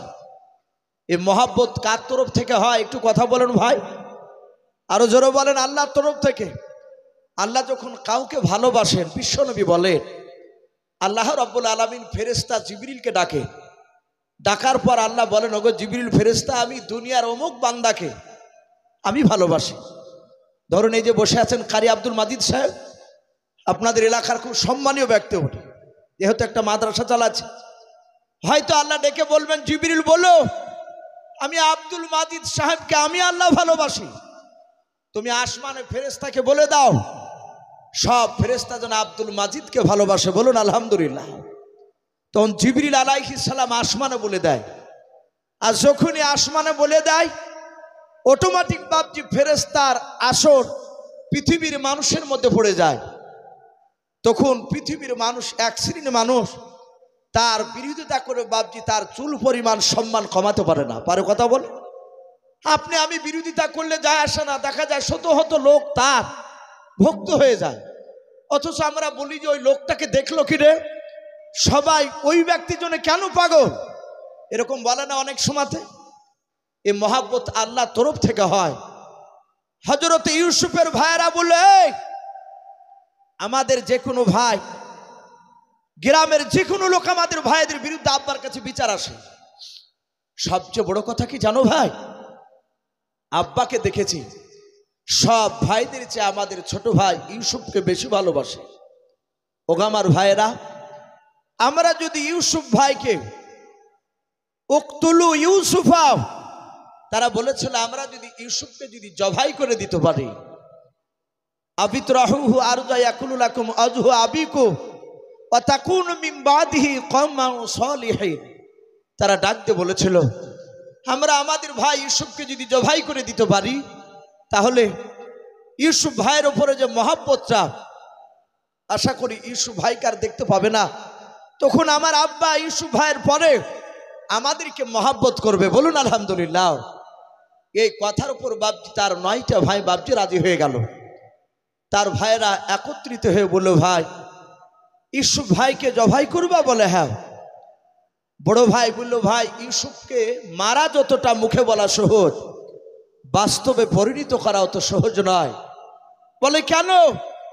বলে আমরা দেখেছি আব্বা জানে একটি বেলাও ইউসুফকে চোখের আড়াল করে কোথাও থাকতে দেয় নাই, এত ভালোবাসতে। ইউসুফের ভাইয়েরা তারা যুক্তি দিয়ে বলল, ভাই ইউসুফ বাচ্চা ছেলে, সে মাঠের যাই নাই, আমরা তাকে মাঠের কিছু লোভ লালসা দেখাবো। ইউসুফ মাঠে আমরা ইউসুফকে ছলে বলে কৌশলে নিয়ে যেতে পারলে আমরা তাকে হত্যা করে ফেলবো, ইউসুফ জানতে পারবে না, আব্বা আমাদের চক্রান্ত ধরতে পারবে না। ইউসুফের ভাইয়েরা বাপজি তারা চক্রান্তর জাল বিছাছে। ইয়াকুব নবী জানেন না, ইউসুফ নবীও জানেন না।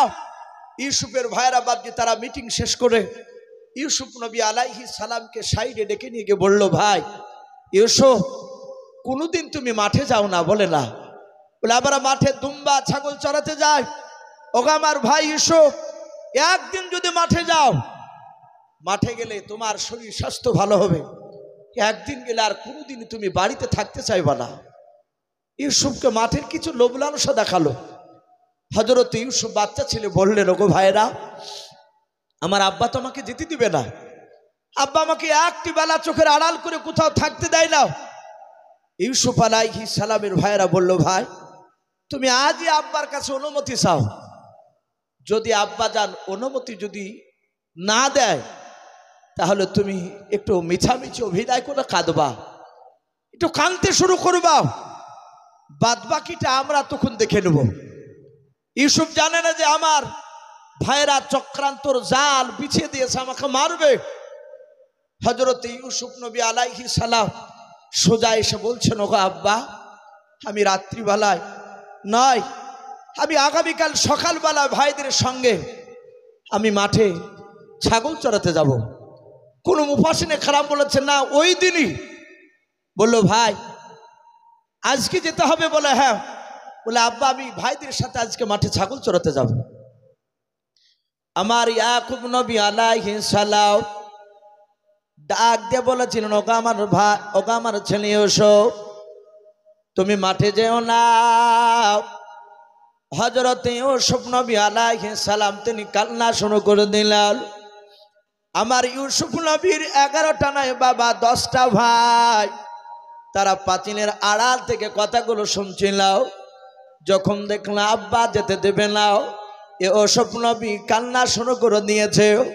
ইউসুফের বাবা 10টা ভাই তারা অভিনয় করে অজানার ভান করে এসে বলেছিল, ওগো আব্বা জান, আমাদের স্নেহের ছোট ভাই মহাব্বতের কলিজার টুকরা ছোট ভাই ইউসুফ কেন আপনার কাছে কান্না করেছে মলাল? হযরত ইউসুফ নবী আলাইহিস সালামের আব্বা ইয়াকুব নবী আলাইহিস সালাম বলেছিলেন, ওগো আমার ছেলেরাও, হঠাৎ করে আজকে আমার ছেলে ইউসুফ মাঠে যাওয়ার জন্য ভান ধরেছে, কান্না শুরু করেছে। ওগো আমার ছেলেরাও, তোমরা ভালো জানো আমার ছেলে চলে গেলে আমি একটি বেলা আড়াল করে থাকতে পারবো না। ওরে আমার ছেলেরাও, দয়া করে আমার ছোট ছেলে ইউসুফকে তোমরা একটু বুঝে বলে যেন মাঠে যেন যেতে না যায়। ইউসুফের ভাইয়েরাও তারা বাপজি জানতে দিল, ডাক দিয়ে বলেন, আব্বা আপনি চিন্তা করবেন না, শুধু আজ কি যেতে চেয়েছে আমার ভাই ইউসুফ? বলে হ্যাঁ। ওগো আব্বা জান, আপনি চিন্তা করবেন না, আপনি আজকের মতো অনুমতি দেন, আমাদের ছোট ভাই ইউসুফকে মাঠে নিয়ে যাব, আপনি চিন্তা করবেন না। হযরত ইয়াকুব নবী আলাইহিস সালাম ডাক দিয়ে বলেছিল, বাবা আমার ছেলে ইউসুফকে যদি মাঠে নিয়ে যাও, আমার ছেলে রৌদ্রে থাকতে পারে না, কষ্ট হবে, আমার ছেলেকে রৌদ্র লাগবে। ইয়াকুব নবী আলাইহিস সালামের ছেলেরাও তারা 10 জনায় বলেছিল, আব্বা আপনি চিন্তা করবেন না, আমাদের ছোট ভাই যদি ইউসুফকে যদি আমাদের সাথে অনুমতি দেন, আমরা যদি মাঠে নিয়ে যাই, ওগো আব্বা জান সূর্যের তাপ আমাদের ছোট ভাই ইউসুফকে লাগতে দেব না। যদি রৌদ্র লাগে, সূর্যের যদি তাপ লাগে, ওগো আব্বা জান মাঠে খুরমা পাতার খাজর আপনার টুপি পরে তাজ বানিয়েও আমরা আমাদের ছোট ভাই ইউসুফের মাথায় দিয়ে দেব। বলুন সুবহানাল্লাহ। ওগো আব্বা চিন্তা করবে না, ইউসুফকে রৌদ্র লাগবে না, খুরমা খাজুরের পাতার তাজ বানিয়ে দিব। হযরত ইয়াকুব নবী আলাইহিস সালাম দেখলেন, নাও ছেলেরা তাজ বানিয়ে দেব বললাম। হযরত ইয়াকুব নবী আলাইহিস সালাম আবার ডাক দিয়ে বলেছিল, আমার ছেলেরা, আমার ইউসুফকে ঘন ঘন ভোক লাগে, ক্ষুধা লাগে, আমার ছেলে ইউসুফকে মাঠে যদি নিয়ে যাও ভোক লাগবে, ওই সময় তোমরা কি খেতে দেবা বলাও। হযরত ইয়াকুব নবীর ছেলেরা ডাক দিয়ে বলেছিল, আব্বা যদি আমাদের ছোট ভাই ইউসুফ যদি ক্ষুধা পায়, খুরমা নাই, দুম্বার দুধ দহন করে খেতে দেব। বলুন সুবহানাল্লাহ। যে কথাটা ইয়াকুব নবী বলছে, ওটা কি বাপজি ইয়াকুব নবী ছেলেরা দলিল দিয়ে কেটে দিচ্ছে? ইয়াকুব নবী দেখলে না, এরা তো শুনে না, এরা মানা করার পরিবর্তে এরা নিয়ে যেতে চাইছে। হযরত ইয়াকুব নবী আলাইহিস সালাম ওনার চোখ দিয়ে পানি ঝরতে লাগলো। ইউসুফের ভাইয়েরা ডাক দিয়ে বলেছিল, আব্বা আপনি কেন কান্না করেছেন বলার? ইয়াকুব নবী বলেছিলেন, ক্বালা ইন্নী লা ইয়াহজুনুনি আন তাযহাবু বিহি ওয়া খাফা ইয়াকুলাহু যিবু ওয়া আনতুম আনহু গাফিলুন। ইয়াকুব নবী আলাইহিস সালাম উনি কাঁদতে কাঁদতে বলেছিলেন, ওগো আমার ছেলেরাও, আমার ভয় হতেছে, আইয়াকুলাহু যিবু, আরবিতে বাপ যা আপনার নেকড়া বাঘকে জীবন বলা হয়।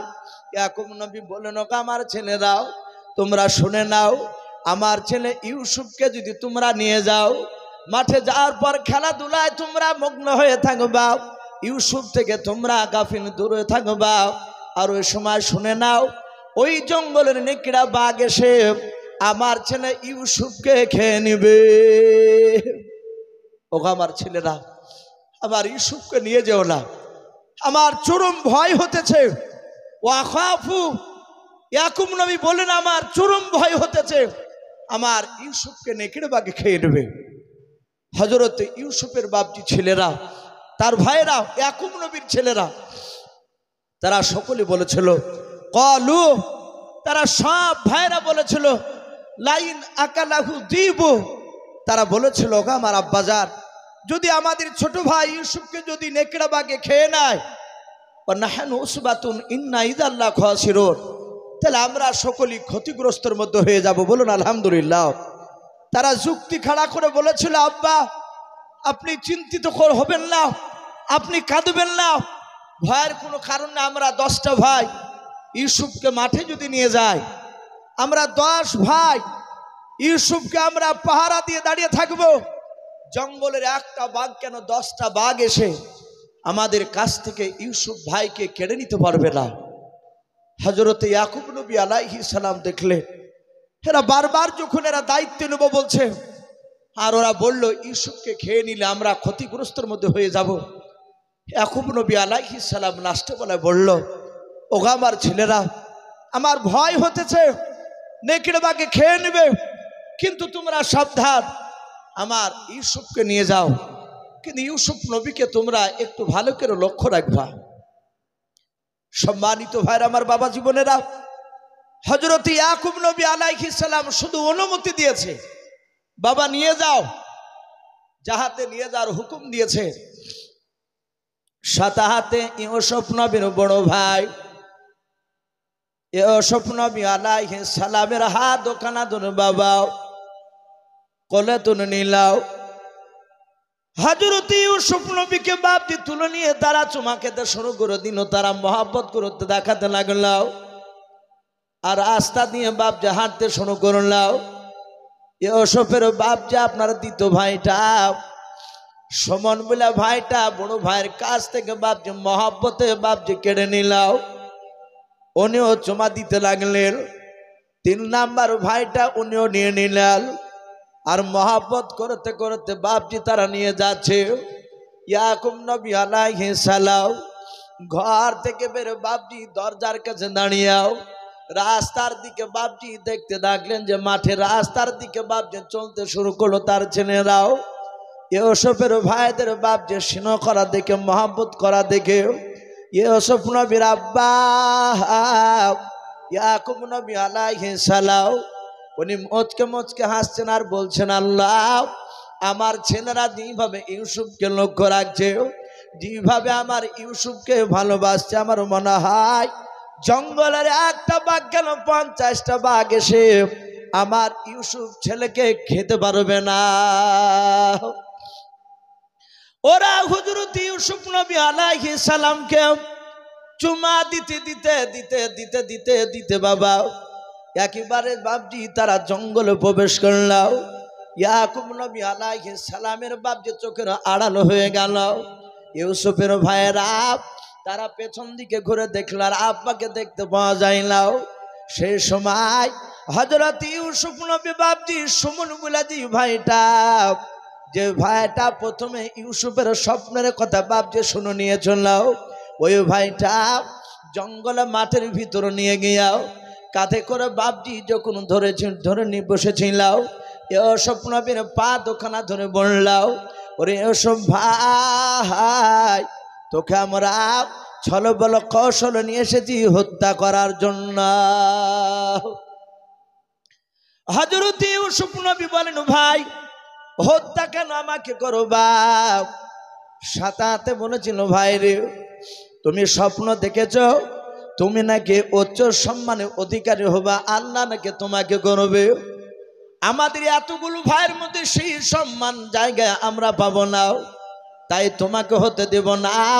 ওরে ভাই, আমরা ছলবল কৌশলে তোমাকে মাঠে নিয়ে এসেছি, আমরা হত্যা করে ফেলব। ইউসুফ নবী আলাইহিস সালাম সুমনের হাত ওখানে ধরে বলেছিল, ভাই আমাকে তোমরা ফেলো না, মেরো না, হত্যা করো নাও। কিন্তু বাবা শুনলো নাও। ইউসুফের বাপজি সুমন বলে ভাইটা ইউসুফের পা দোকানা ধরে মাটির দিকে বাপজি টান মেরে ছুঁড়ে ফেলে দিলাও। ইউসুফ নবী আলাইহিস সালাম নোরানি বদনখানা মাটি থেকে বাপজি দাঁড়াস করে পড়ে গেল। ইউসুফ নবী চিৎকার করে কেঁদে বলেছিল, আল্লাহ। হযরত ইউসুফ নবী বাপজি তাড়াতাড়ি বাপজি উঠতে গিয়ে কষ্ট হলো। ইউসুফ নবী মুখে হাত দিয়ে দেখেন বাবা, মুখ দিয়ে বাপজি রক্ত বেরোচ্ছে। ইউসুফ নবী আলাইহিস সালামের কপাল ফেটে গিয়েছে, হাতে লেগেছে বাবা। ইউসুফ নবী আলাইহিস সালাম দেখলেন তার ভাইয়েরাও ইউসুফ নবীকে বাপজি মাটিতে ছুঁড়ে ফেলে দিয়াও, তারা বাপজি কেউ দাঁড়ালো না। সোজা তারা বাড়ির দিকে না গিয়ে তারা গভীর আরো বাবজি জঙ্গলে তারা দৌড়ে গিয়ে প্রবেশ করলাম। ইউসুফ নবী আলাইহিস সালাম কান্না করিতে করিতে ডাক দিয়ে বলেছিল, আমার ভাইয়েরাও, তোমরা আমাকে মাটিতে ছুঁড়ে ফেলে দেওয়ার পর কেন তোমরা জঙ্গলের দিকে দৌড়ে চলে যাচ্ছ? মালাও, এই ভাই তোমরা দাঁড়াও, আমি তোমাদের সাথে দৌড়ে যেতে পারবো না, কারণ তোমরা আমাকে মাটিতে ছুঁড়ে ফেলে দিয়েছ, আমার শরীরে ব্যথা শুরু হয়ে গিয়েছে। ভাই দাঁড়াও। কিন্তু ভাইয়ারা কেউ দাঁড়ালো না। বেশ কিছুক্ষণ পর বাবা তাফসীরে মারফুল কোরআনে পাওয়া যায়, ইউসুফ নবী আলাইহিস সালামের বাপজি 10টা ভাই গভীর জঙ্গল থেকে কিছুক্ষণ পর তারা বাপজি কাটাওয়ালা ডাল তারা ভেঙে নিয়ে আসলো। 10টা ভাইয়ের হাতে বাপজি কাটাওয়ালা ডাল ছিল। তারা 10 ভাই ইউসুফ নবী আলাইহিস সালামকে বাপজি গোল করে ঘেরাও করে নিয়ে দাঁড়িয়ে গেল। ইউসুফ নবী বলেছিল, আমার ভাইয়েরাও, তোমরা আমাকে টান মেরে জমিনে ছড়ে ফেলে দিলাও, তারপরে আবার কাটাওয়ালা ডাল নিয়ে কেন আমার দিকে অমন করে মোটা মোটা চোখ করে কেন তাকা জমালাও? দেখবেন ভাই, কোনো মানুষকে যখন বাপজি 3-4 জনায় একটা দুর্বল মানুষকে যখন ধরে নিয়ে গিয়ে বাপজি বেঁধে রাখে, মানুষটা দুর্বল হয়ে যায়, তাদেরকে বাপজি তার শক্তিতে বাপজি পেরে উঠতে পারে না। ওই মানুষটাকে যারা জবাই করতে যায় বাবা, জবাই করার আগে বাপজি তাদের মস্তিষ্ক বাপজি আলাদা হয়ে যায়, চোখগুলো বাপজি মোটা মোটা হয়ে যায়। ইউসুফ নবীর ভাইয়েরা তাকে বাপজি হত্যা করবে। ইউসুফ নবী তাকে দেখছেন তার ভাইদের চোখগুলো মোটা মোটা হয়ে গিয়েছে। ইউসুফ বলে, ভাই তোমাদের চেহারা দেখে আমি ভয় পাই। ভাই গো, অমন করে তোমরা আমার দিকে তাকায়ও নাও।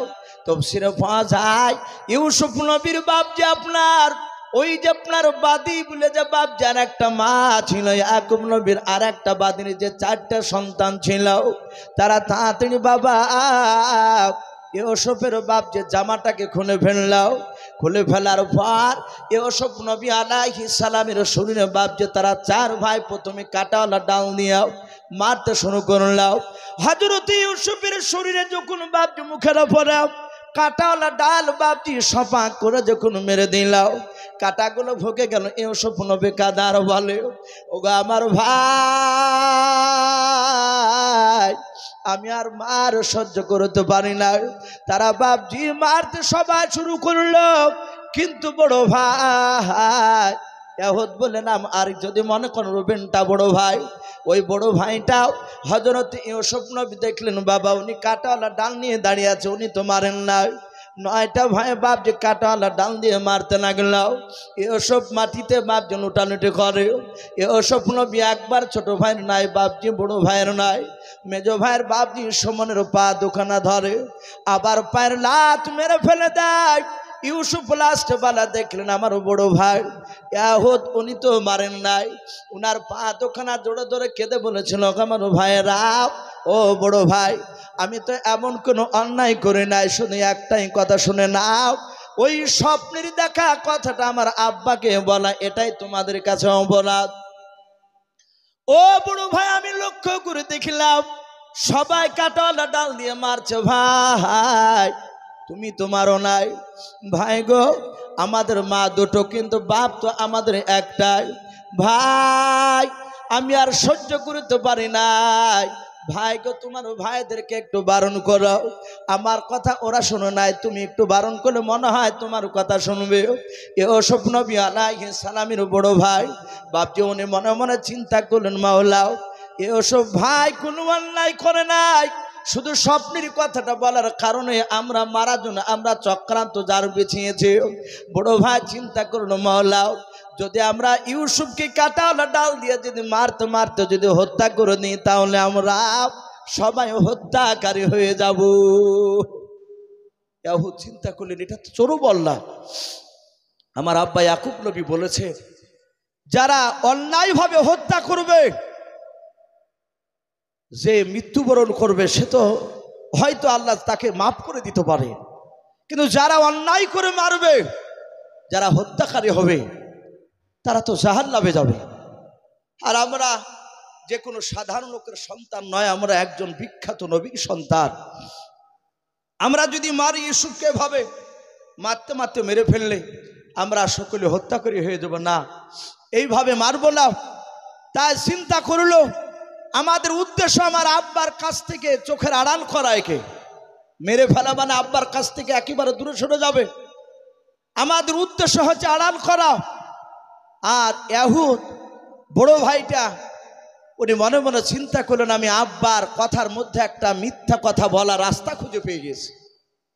উনি চিন্তা করলে ওই যে আব্বা বলেছিল ক্বালা ইন্নী লা ইয়াহজুনুনি আন তাযহাবু বিহি ওয়া খাফা ইয়াকুলাহু যিবু ইলা আখিরিল আয়া। হযরত ইয়াকুব নবী বলেছেন লোক আমার ছেলেরাও আমার ভয় হতেছে আমার ইউসুফকে নেকড়েবাগে খেয়ে নেবে। ইয়াহুদ মনে মনে চিন্তা করলেন এখানে একটা মিথ্যা কথা, আমরা এখান থেকে বের করে আমরা ভাইকে একটু বোঝাই। সাথে হাতে তার ভাইদেরকে বললো আমার ভাইয়েরা শুনে নাও, আমরা ইউসুফকে এইভাবে মারতে মারতে যদি শেষ করে দিই তাহলে আমরা সকলে হত্যা করে হয়ে যাব। আর আব্বা বলেছে হত্যাকারী যারা হবে তারা জাহান্নামে যাবে। আমরা নবীর সন্তান হয়ে আমরা জাহান্নামে যেতে চাই না। ওগা আমার ছেলেরা শুনে নাও, আব্বা তো বলেছে ইউসুফকে নেকড়েবাগে খেয়ে নেবে। এখান থেকে আমরা একটা মিথ্যা কথা আব্বার কাছে গিয়ে বলবো। বলে কি বলবা? বলে ভাই দেখো এই রাস্তাতে জঙ্গলে কোনো ইদারা পাওয়া যায় কিনা। ক্বালা কাইলুম মিনহুম লা তাকতুল ইউসুফা ওয়ালকুহু ফি গয়াবাতিল জুব্বি ইয়ালতাকিতুহু বাযু সাইয়্যারাতি ইন কুনতুম ফাইলিন। হযরত ইউসুফের ভাইদের মধ্যে থেকে ওই ভাইটা বলল ইউসুফ ভাইকে লা তাকতুল ইউসুফাকে জবাই করো না, দেখো রাস্তার ধারে কোনো ইদারা পাওয়া যায় কিনা জঙ্গলে। যদি ইদারা পাওয়া যায় আমরা ইউসুফ ভাইয়ের তো জামাটা খুলে নিয়েছে, আমরা ইউসুফকে নিয়ে গিয়ে ইদারায় ধাক্কা দিয়ে ফেলে দেব, ইউসুফ ইদারায় পড়ে যাবে।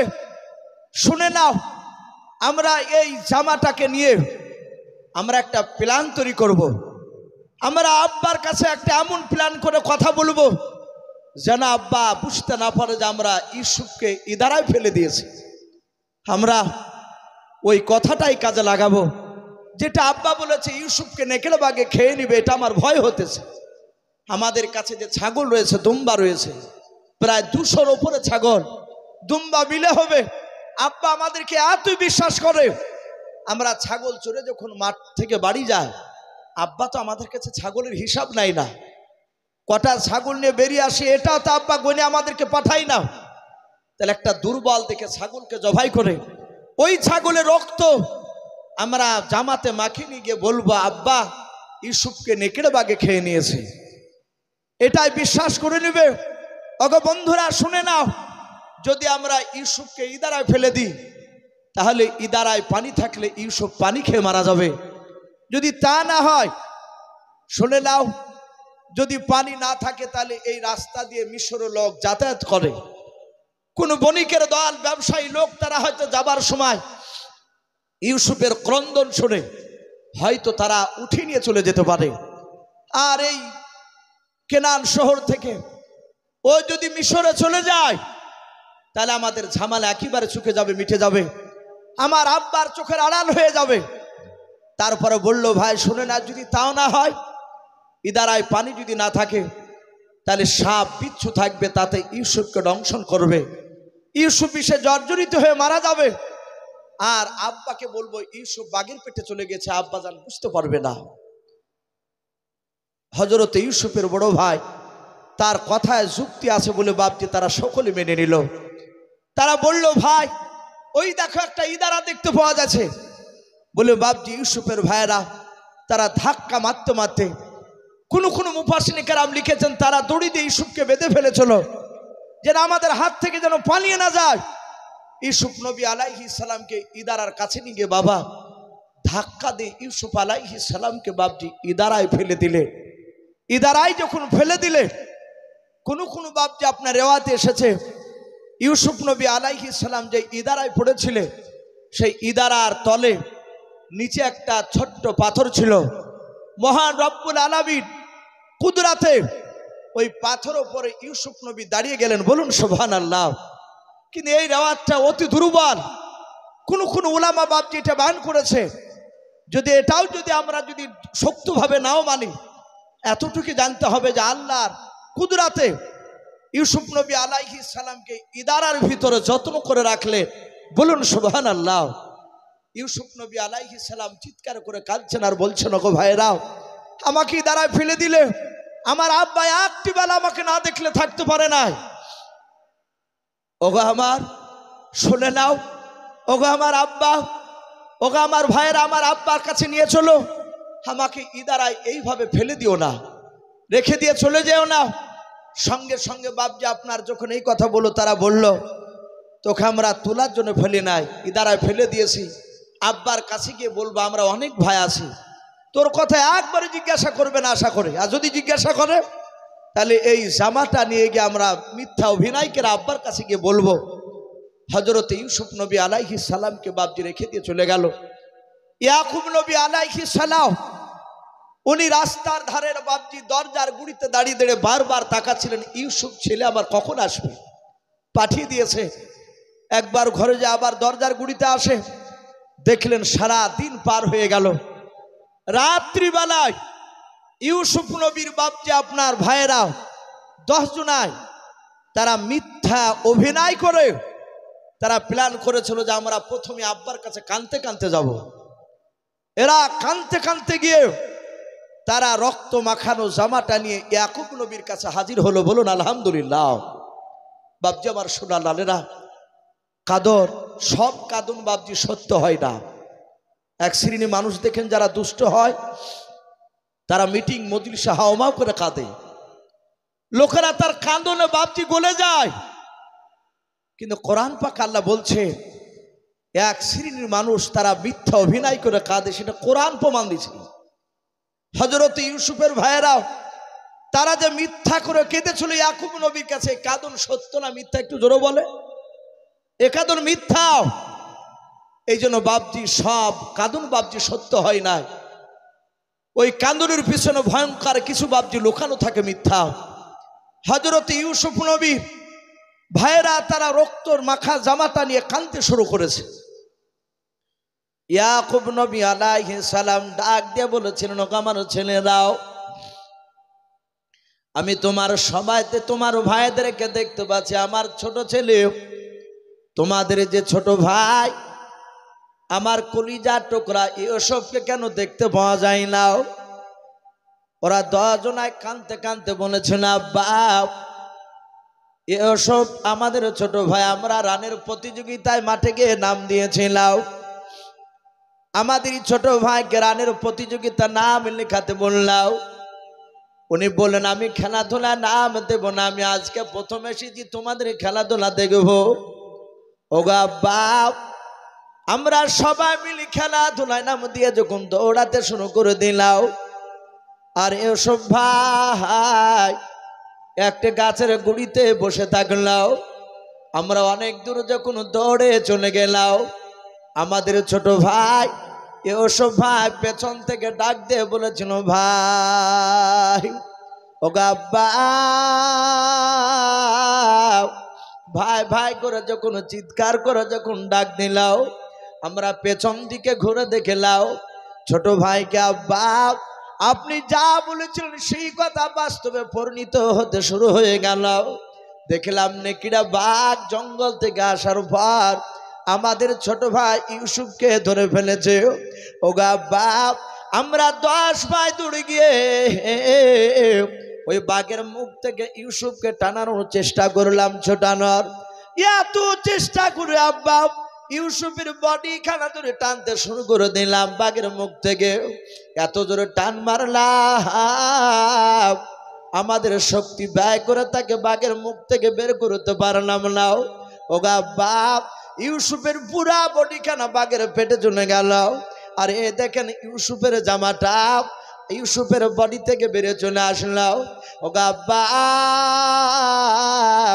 আমরা সত্য কথা বলছি, যেহেতু আমরা সত্যবাদীর সন্তান, আপনি যে নবী, এই জামাটায় রক্ত লাগে আছে, বাঘের মুখের রক্ত, ইউসুফের শরীরের রক্ত।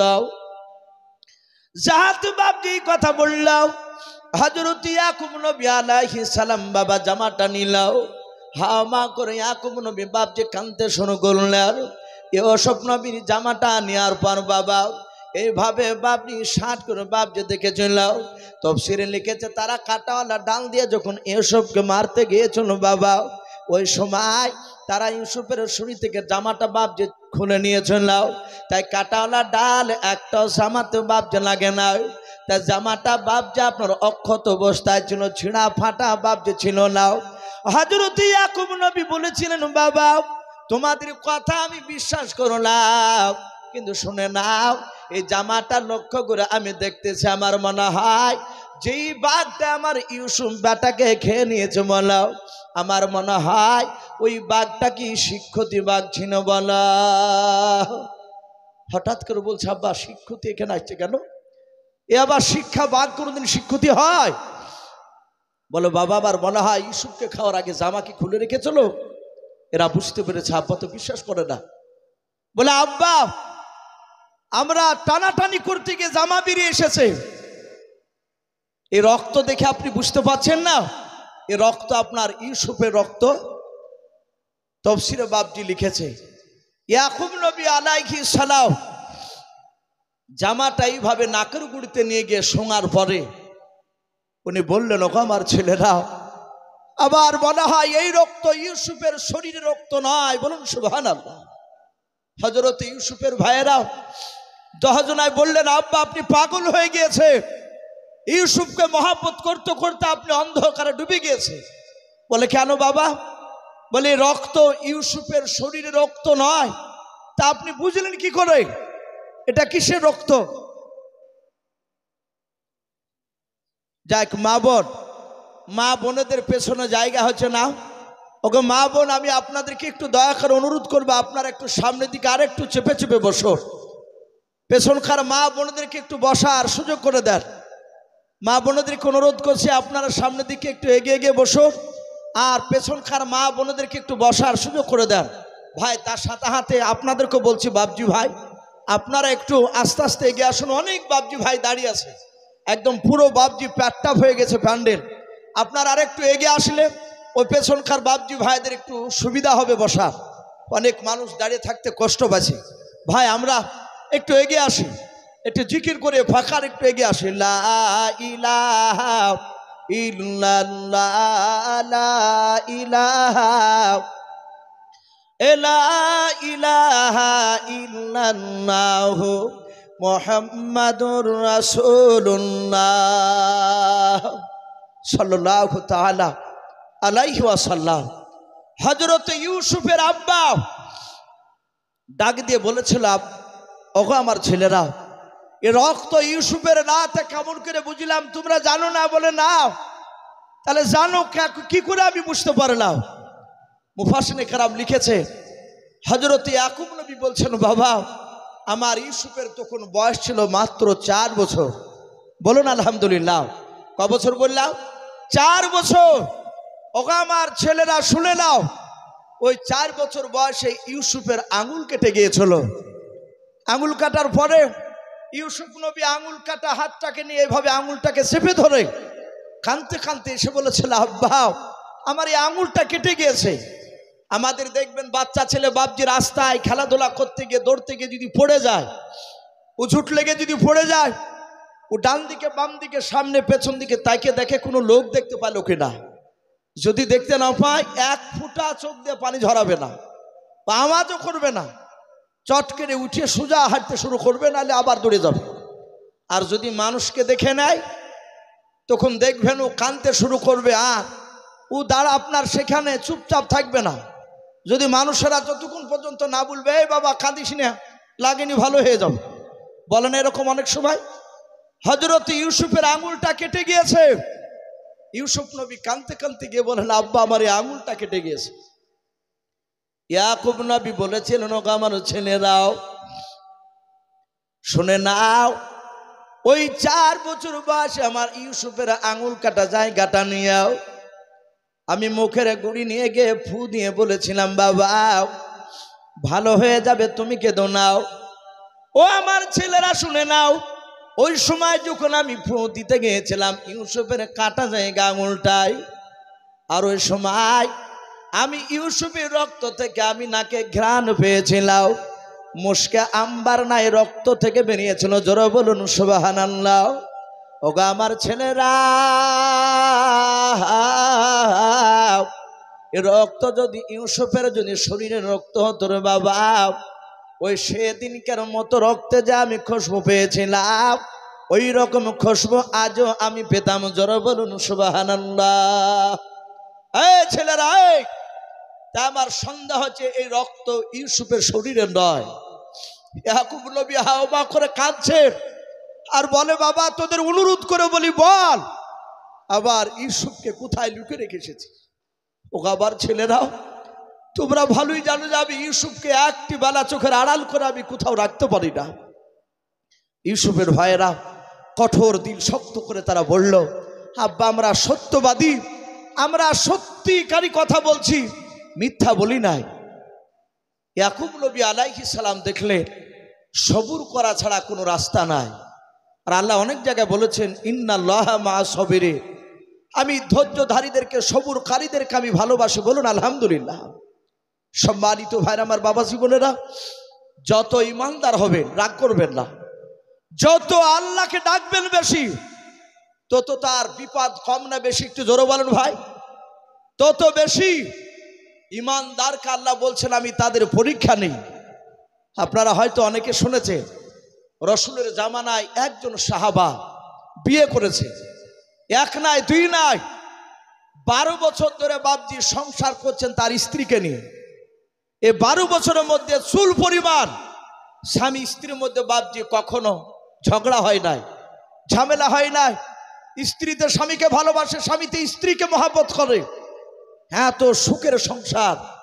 হঠাৎ করে বাপজি সে সাহাবার স্ত্রী তার স্বামীকে বলছেন, সাহাবাকে, ওগো প্রাণের স্বামী একটা কথা বলবো। বলে কি কথা? আপনি কি আমার ব্যবহারে আঘাত পেয়েছে? স্বামীতে বলছে, না বিবি। বলে আমি তোমার ব্যবহারে আঘাত পাই নাই। স্ত্রীকে ডাক দিয়ে স্বামীতে বলছে, ওগো বিবি আমারও কি ব্যবহারে তুমি আঘাত পেয়েছো? তার দিনদার বিবি বললে, না আমি পাই নাই। স্বামীতে বলছে, বিবি বলো কি বলবা বলো। ডাক দিয়ে বলছেন, আমি যা চাইবো আপনি কি দিবেন? আমি একটা কথা বলবো, বলেন আপনি শুনবেন কিনা?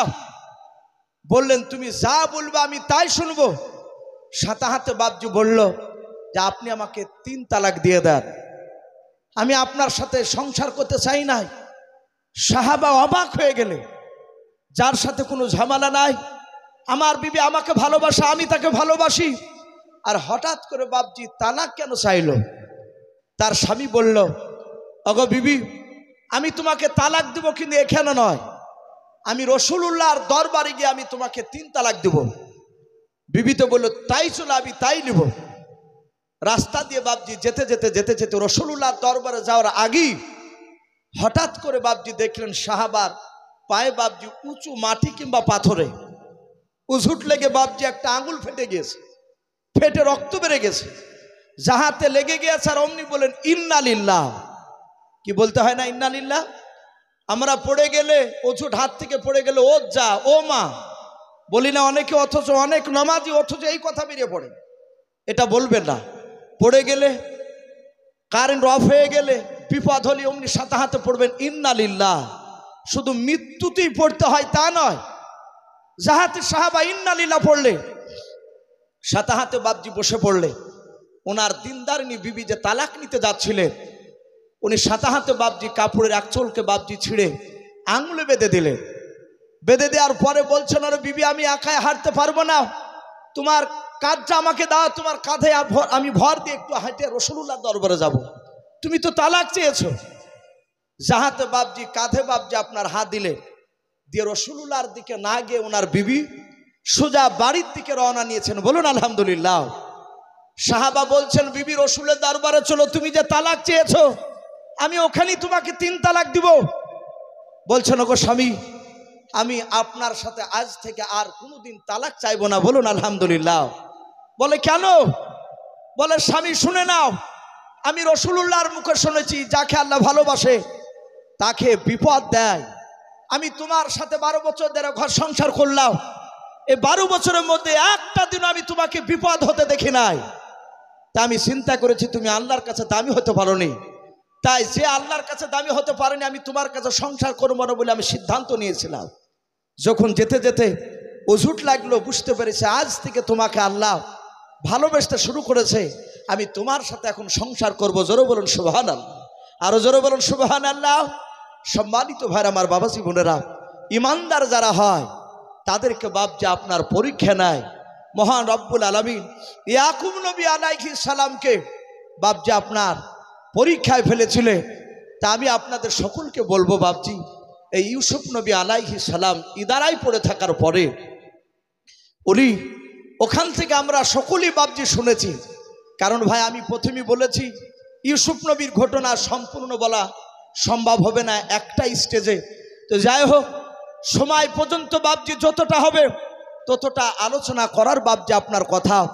আমি আপনাদের সকলকে বলবো, মহান রব্বুল আলামিন তার ইশারায় ইউসুফ নবী আলাইহিস সালামকে ইদারায় শুধু বেঁচে রেখেছিলেন তা নয়, ইদারা থেকে রব্বুল আলামিনের ইশারায় মিশরে নিয়ে গিয়ে মহান রব্বুল আলামিন তাকে মিশরের বাদশা পর্যন্ত বানিয়েছিলেন। বলুন আলহামদুলিল্লাহ, আরো জোরে বলুন আলহামদুলিল্লাহ।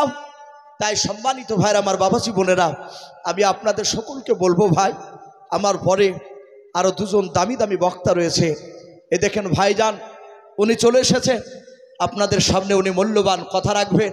আমি প্রতিটা বাপজি ভাইদেরকে বলবো, মা বোনদেরকে বলবো, ভাই এই এলাকার মানুষ যারা আপনারা এখানে আছেন, আশা করি এ যতগুলো মানুষ আছে, আশা করি হয়তো দু চারটা লোক বাদ দিয়ে আশা করি প্রায় মানুষ বাপজি আমাকে চিনে। এক বাক্যে ইউসুফ বললে প্রায় মানুষে চিনে। আপনারা আমাকে ভালোবাসে। আমি দেখেছি একই গ্রামে 8 বার 9 বার করে নিয়ে যায় মানুষ।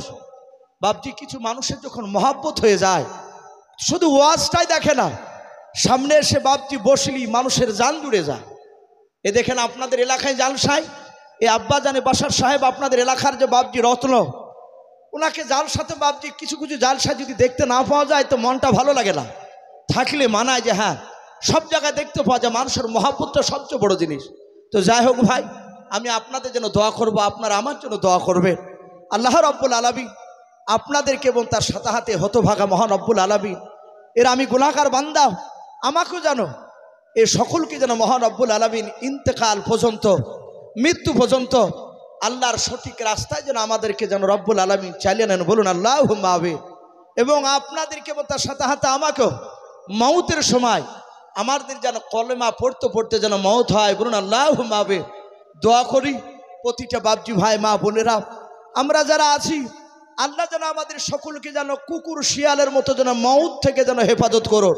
বলুন আল্লাহুম্মা আমিন, আল্লাহুম্মা আমিন। তো ভাই যাই হোক, আর লম্বা চড়া করবো না, বক্তা সাহেব চলে এসেছে, বক্তা বসে রেখে কথা বলে এটাও বাপজি বেয়াদবি। আমি প্রতিটা বাপজি ভাইদেরকে, মা বোনদেরকে শেষ কথা বলবো, আমরা যাই শুনি না কেন এই বক্তব্য শোনার সারমর্ম শেষ বাপজি একটাই উদ্দেশ্য, সেটা হচ্ছে নমাজ পড়া 5 ওয়াক্ত। আমরা সকলেই 5 ওয়াক্ত নামাজ পড়বো। বলুন ইনশাআল্লাহ। একটু হাত উঁচু করে বলুন ইনশাআল্লাহ। আল্লাহ কবুল করুন। বলুন আল্লাহুম্মা আমিন।